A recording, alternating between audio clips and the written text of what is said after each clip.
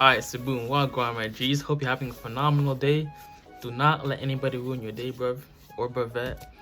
Stay up, stay blessed, and you got this. We're heading into another week. Get your bread and all the crumbs too. Gotta stack and act broke, you know what I'm saying? But no long talk. I got another marijuana or weed style reaction video for y'all. Because weed can have such a wide variety of withdrawal symptoms. Some people can't sleep, some people can't eat, some people can't think really, or they are very irritable, and other people experience nothing. They go about their regular life without smoking weed if they decide to quit. I figure it's important that I bring different perspectives onto the channel that I can share and give my little commentary on. You know what I'm saying? So y'all already know what's going on. Subscribe to the channel, it's free. Smash the like button. Millie Rock in New York at Millie Rock. Yo, had it in my sock. In New York, I'm Millie Rock. Had it in my sock. Whoa. But no long talk, let's get into it. My traumatic marijuana experience, courtesy of Isaac Eli. I think she is transsexual. She went from a woman to a man, so as y'all will probably notice it.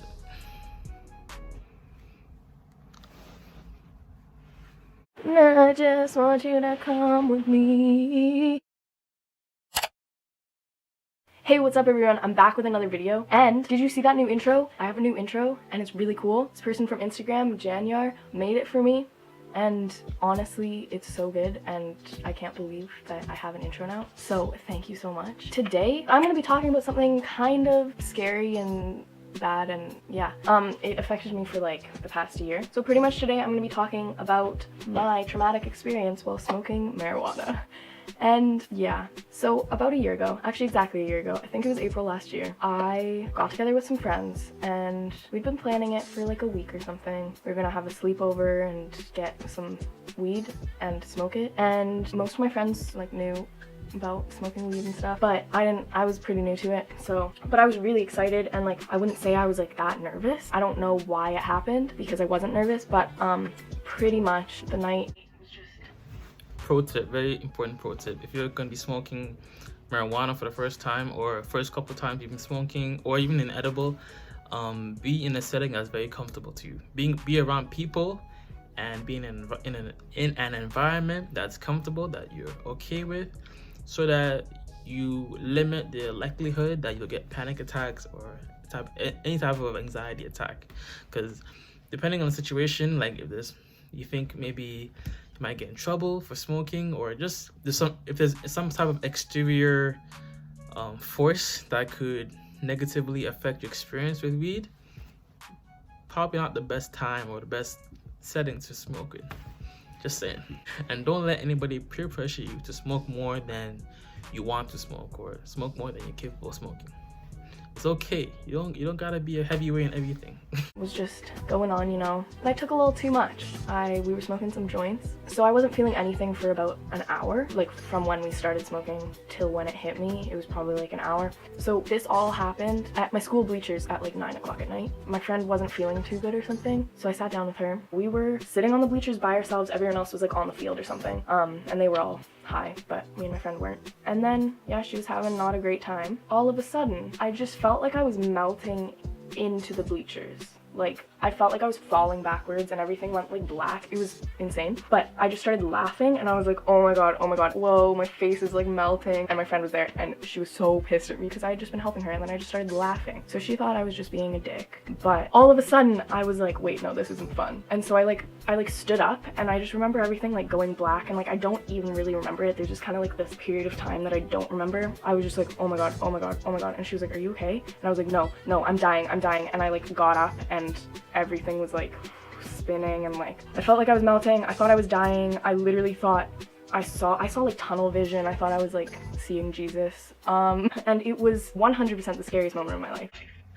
People who smoke weed have some of the most interesting theories, perspectives on life. It's like weed just gives you a different outlook, and yeah, I can see the benefits of it, right? Once in a while, once or twice a week max. But like when you start smoking it every day, you start going from that there's a reason why an orgasm feels so good, because you don't experience it every single day or all the time. If you start smoking every single day, your new pleasure of life becomes elevated, and that's why when you stop smoking, life seems boring, or you feel like, you know, like there's nothing to do. Boardy sheet. That's right. Big pimpin', spinning cheese. That's why a lot of people have more time on their hands. So when you do have more time on your hands, it's important that you don't just stop smoking weed, but you replace the activity with other things, and you stay busy. The busier you are, the less likely you'll notice that either life is boring, or the less likely you will succumb to your craving. You know, they say idle hands are the devil's playground. I'm just saying.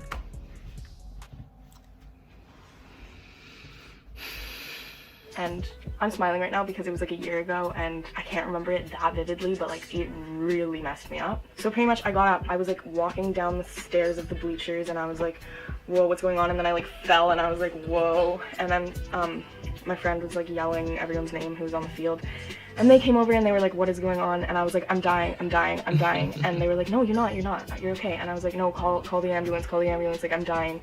And they were like, no, we're not gonna call the ambulance, because they just thought like, I was just having like a bad trip or whatever. And I mean, that was true, but I was having a full-blown panic attack at this point.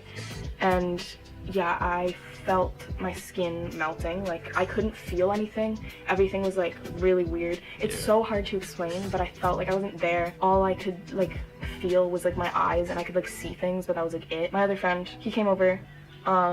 He was like hugging me. I was like holding on to him. I was like, I'm gonna die. And he was like, no, you're okay. And my mouth, like my tongue felt like it was like falling out of my mouth, and like I couldn't feel anything. And I was just like melting. And that's the thing as well with weed, right?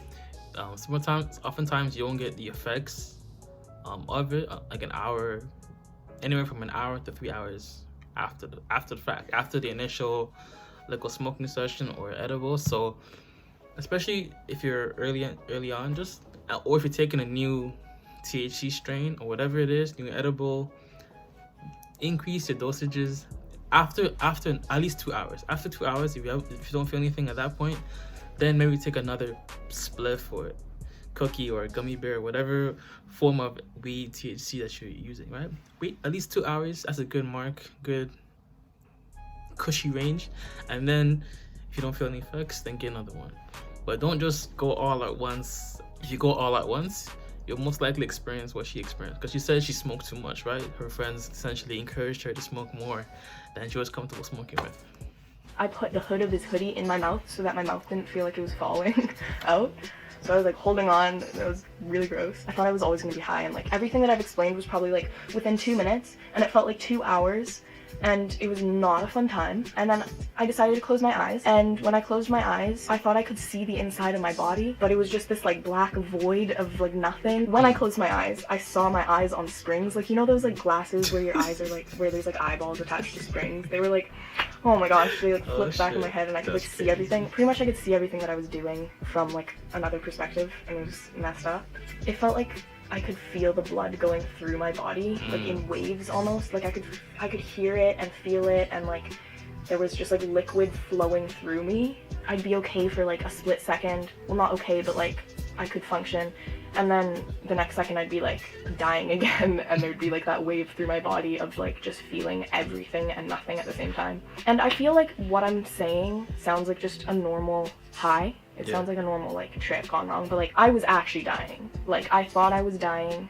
I was so disconnected from my body, and it just didn't feel good at all. And for some people that it wouldn't become a panic attack, but for me it became the biggest panic attack of my life, and doctors afterwards said that it was pretty much like a psychotic episode. So I was kind of having a psychotic panic attack, so you can probably imagine that. This is just a little side story. A bunch of people show up. So the panic attack aspect, right? I mentioned this in my marijuana-induced panic attacks video. I'll link it up here. But if you do end up smoking too much for whatever reason, what you want to do is sniff black pepper and or lemons.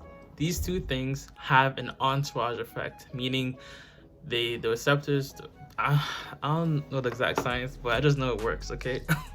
The receptors on the terpenes in between the THC in the weed and the lemon / black pepper connect together, and essentially they curb THC or / weed's effects on your body and bring you down from your initial high. So black pepper, lemon, game changers. And I'll talk about breathing techniques as well later.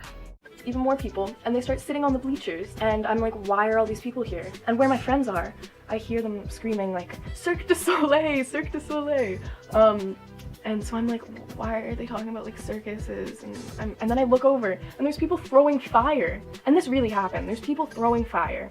There's like rings of fire. They're like swinging fire, and I'm like I thought I was seeing it, but then I was like, is this real, guys? And they were like, yeah. And I was like, so confused. So I was just in the middle of this whole thing. And then I finally got my friends to call my parents, because I was like begging for them to call my parents. I was like, there's no way I can have a sleepover tonight. I think I'm dying. And they were like, okay, fine, we'll phone your parents. Then I remember talking to my dad on the phone. So my friend called my dad and said, are you able to pick Isaac up, because he's having a little not a good time. So I take the phone and I'm like, Dad. And he's like, what? And I'm like, I smoked weed. And he just starts laughing, and then I'm like, no, Dad, I'm dying. And then he was like, okay, we'll come pick you up. And they were out for a movie, my mom and my dad, and they came and picked me up, and it felt like... Look at that. What wonderful parents you have. They stop their own shit just to look at you, look after you. Round of applause for those parents. Round of applause.